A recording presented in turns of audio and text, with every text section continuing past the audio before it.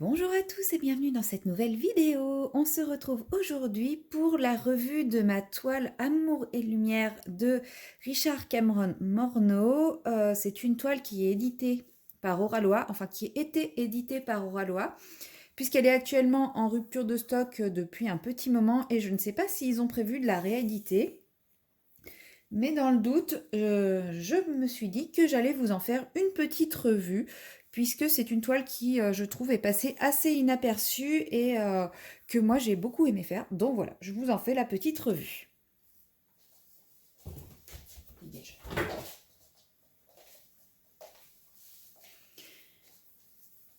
Alors, pour vous faire cette revue, moi je vais en profiter pour encoller cette toile.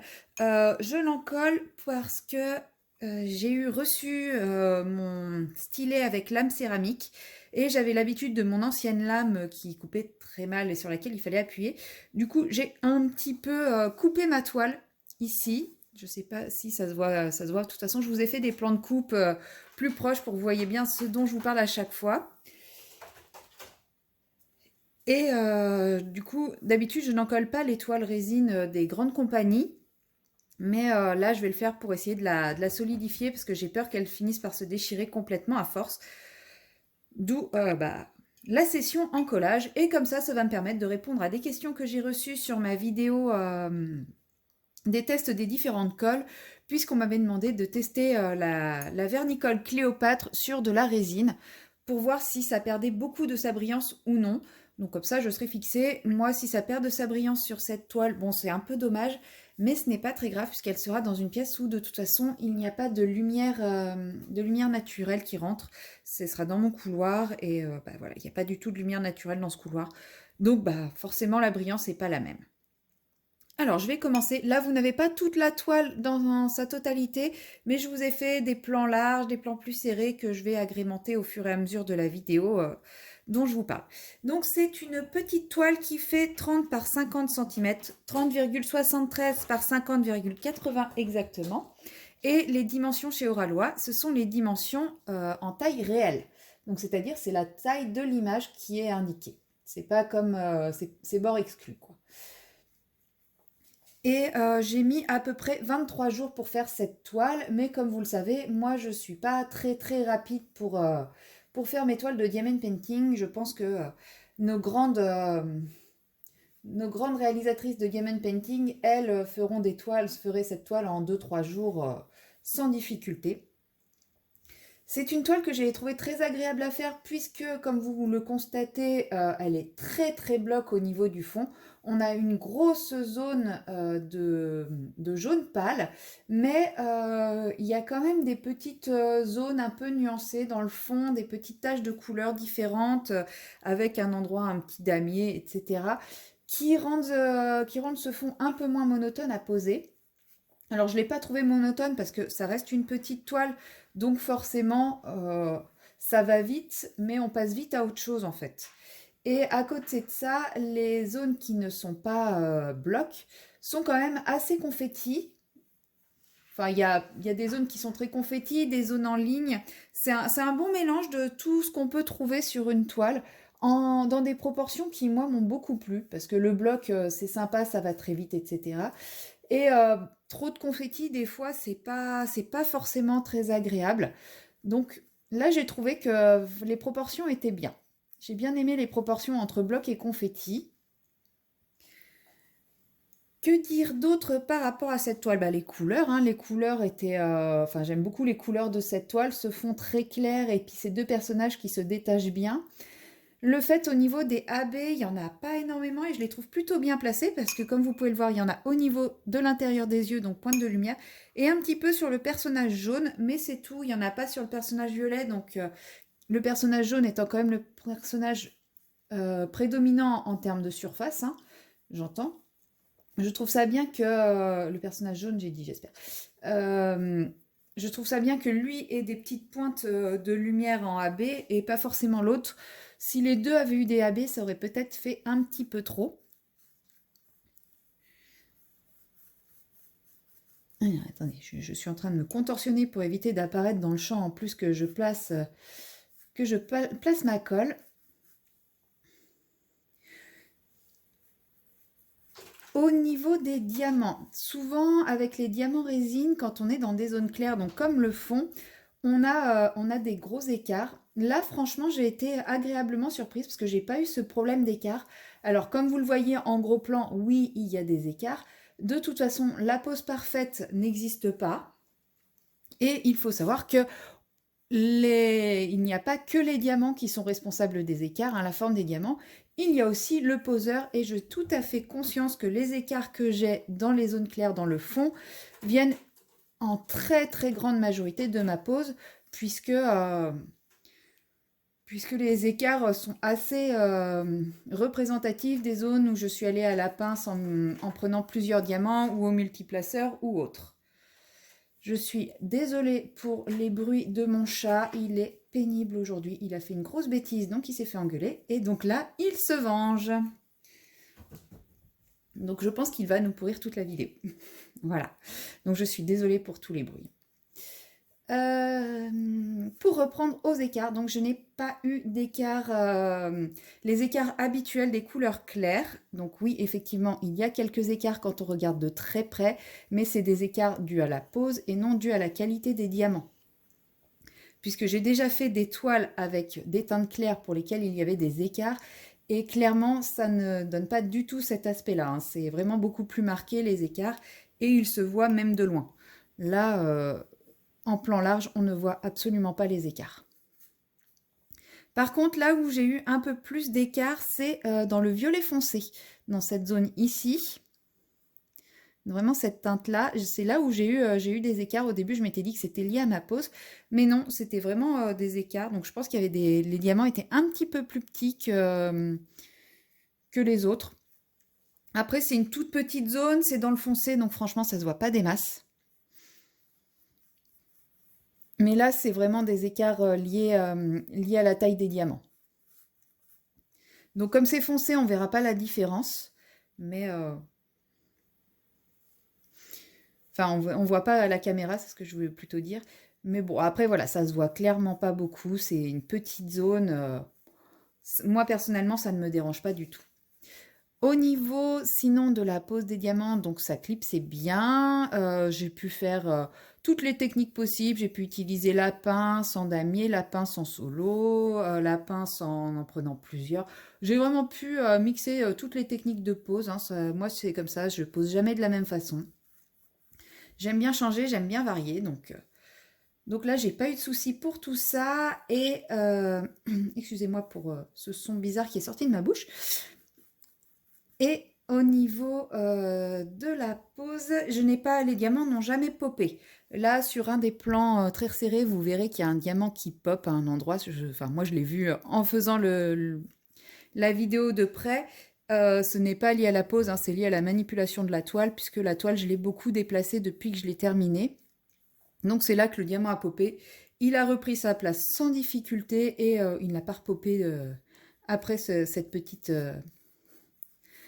petit passage de caméra. Donc c'est vraiment pas un problème lors de la pose. Là, c'est vraiment un problème de manipulation. Puisque moi, quand je manipule mes toiles, je les manipule pas à plat, hein. Je suis pas hyper attentionnée avec mes toiles. Je le reconnais. Au niveau des diamants, toujours, je n'ai pas eu peur de manquer à aucun moment. Il m'est vraiment resté beaucoup de diamants à la fin. La teinte principale qui est ce jaune pâle, donc c'est le sachet numéro 30. J'avais 3 ou 4 gros sachets de la taille de celui qui reste. Et franchement, c'était largement suffisant. Il m'en reste énormément. Au niveau des AB, j'ai énormément de stock aussi. Alors ça fait partie des vieilles toiles, celles où ils mettaient moins de AB. Bon, moi, vous savez, s'il n'y a pas beaucoup de AB, ça m'est égal du moment qu'il est bien placé. Je préfère une toile avec moins de AB bien placée que trop de AB. Donc, mais là, j'en ai eu vraiment bien assez par rapport à la quantité à poser, donc nickel. J'ai vraiment, enfin, à aucun moment j'ai eu peur de manquer d'une couleur. Et d'ailleurs, il m'en reste tellement que c'est en arrivant à la dernière bande que j'ai réalisé que bah oui, j'étais sur la fin de la toile et qu'il y avait des couleurs déjà que je ne poserais plus. Et en fait, il m'en restait tellement que bah, je réalisais pas juste en regardant mes diamants que bah voilà, j'avais quasiment terminé ma toile. Au niveau des déchets maintenant, j'ai vraiment pas eu beaucoup de déchets. Alors c'est une petite toile, hein, c'est normal qu'il y ait moins de déchets que sur une grande toile, mais j'ai vraiment pas eu beaucoup de déchets et voilà, vous avez la quantité dans le sachet et il faut savoir que dans ce sachet, il n'y a pas que les déchets. Il y a aussi tous les diamants que j'ai pu retrouver, qui ont volé, qui ont sauté, etc., que je retrouve après avoir rangé le sachet avec la DMC et parce que j'ai la flemme de comparer. J'ai la flemme de comparer le diamant perdu avec mes différents sachets pour savoir dans lequel remettre. Sachant que je sais que je ne manquerai pas, bah en général, je le mets avec les déchets et puis tant pis. Et c'est aussi pour ça que je voulais vous dire que j'ai pas manqué du tout de diamants, parce que bah, si vous suivez mes vidéos, mes vlogs, vous voyez qu'il y en a régulièrement qui sautent et que je m'embête pas à les récupérer. Enfin, moi, je perds énormément de diamants quand je fais une toile. Et là, voilà, il en reste encore beaucoup, beaucoup. J'aurais pu en perdre encore davantage, quoi.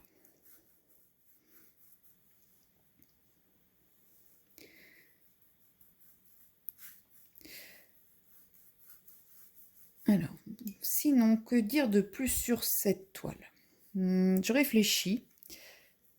C'est vrai que c'est une petite toile, donc voilà, il n'y a pas grand chose à dire. Il y a plusieurs zones. De toute façon, je vous ai fait, j'ai essayé de vous faire des plans un petit peu dans tous les sens pour que vous puissiez bien voir tous les détails de cette toile.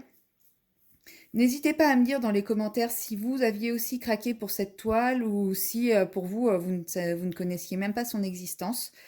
C'est vrai que moi, je trouve ça... Enfin, maintenant, les illustrateurs, enfin les illustrateurs, les artistes chez Oralois sont plus diversifiés parce que c'est vrai que cette toile est sortie à l'époque où il y avait surtout beaucoup de Laure Philippon et de Vaillounette.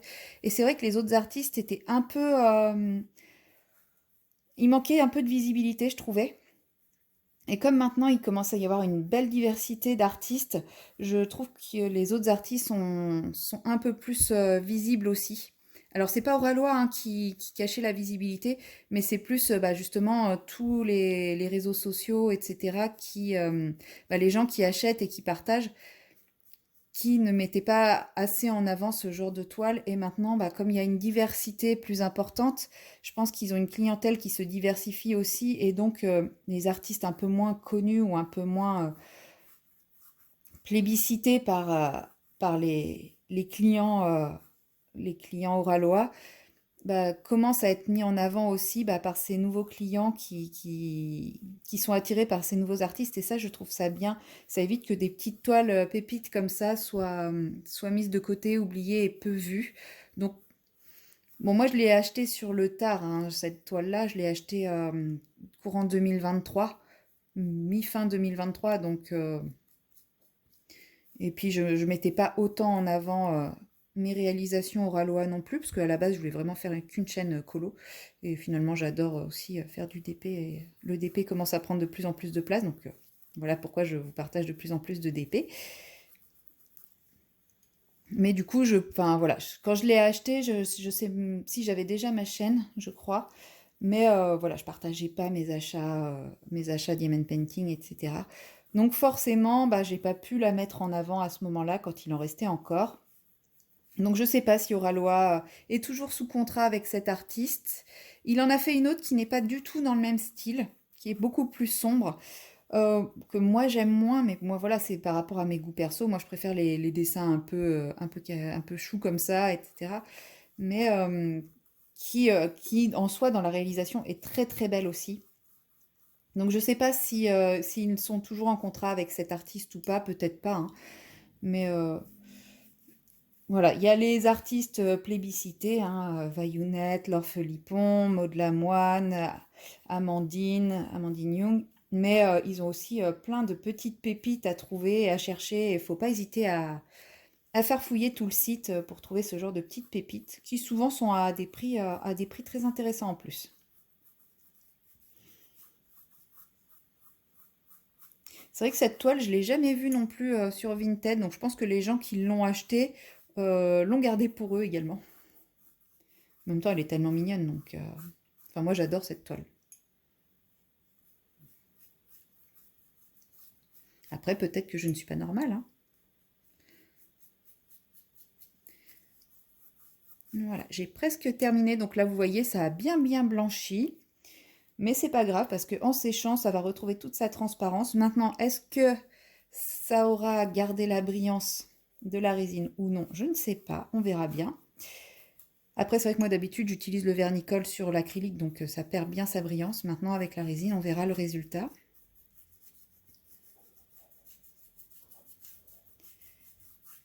Mais il me reste plus que la dernière petite bande. J'espère que ça aura suffisamment solidifié ici pour essayer d'aplatir également.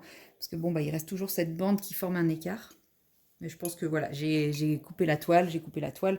C'est le jeu, ça arrive, c'est comme ça. Voilà. En tout cas, si cette toile vous plaît, bon bah comme je vous l'ai dit, elle n'est plus disponible, mais n'hésitez pas à aller fouiller sur le site d'Oraloa parce qu'ils auront sûrement d'autres magnifiques petites pépites du genre qui sont peu présentées sur les réseaux sociaux et bah, je pense que vous allez trouver votre bonheur aussi si vous aimez ce style de dessin. Il y a plein de petites choses dans le même genre, enfin de choses mignonnes. Il y a aussi des toiles beaucoup plus réalistes, des toiles de paysage. Enfin, il y a vraiment un choix bien plus important que ce qu'on peut voir sur les réseaux sociaux. Donc, il ne faut pas hésiter à aller regarder le site et pas seulement ce qu'on voit sur les réseaux sociaux si on veut trouver ce genre de toile. Voilà, j'ai terminé mon encollage. J'espère que cette petite revue vous aura plu. Et moi, je vous dis à très bientôt dans une prochaine vidéo. Bye bye!